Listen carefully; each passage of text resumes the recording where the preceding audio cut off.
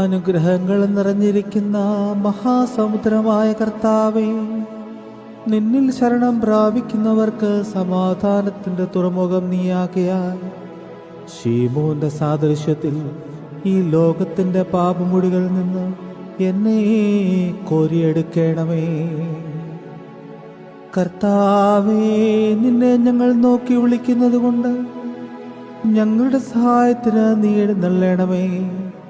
എന്തെന്നാൽ കർത്താവേ, ഇതാ തിന്മപ്പെട്ടവൻ അവന്റെ ഉപായത്താൽ സൃഷ്ടിയെ കലഹിപ്പിച്ച് രാജാക്കന്മാരുടെ ഇടയിൽ വിരുദ്ധത്തിന്റെ വാളിനെ ഇട്ടിരിക്കുന്നു. അത്രയുമല്ല കർത്താവേ, അധികാരികളെയും അവൻ കലഹിപ്പിച്ചിരിക്കുന്നു.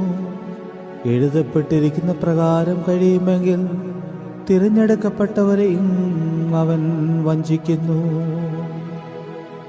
ഞങ്ങളുടെ കർത്താവേ, നിന്റെ വിസ്താരത്തിൽ പക്ഷഭേദം ഇല്ലാത്തതിനാൽ കുറ്റക്കാരായി ഞാൻ ദുഃഖിക്കുന്നു. ഭയങ്കര പുസ്തകങ്ങൾ തുറക്കപ്പെടുകയും നിന്റെ നീതി എൻ്റെ കുറ്റങ്ങൾ വായിക്കുകയും ചെയ്യുന്ന നേരത്തിൽ നിന്റെ കൃപയ്ക്ക് ദയവുണ്ടാകണമേ. നിന്റെ കൃപ നിന്റെ നീതിയോട് അപേക്ഷിക്കുകയും കുറ്റക്കാരായ ഞാൻ മോചനം പ്രാപിക്കുകയും ചെയ്യണമേ.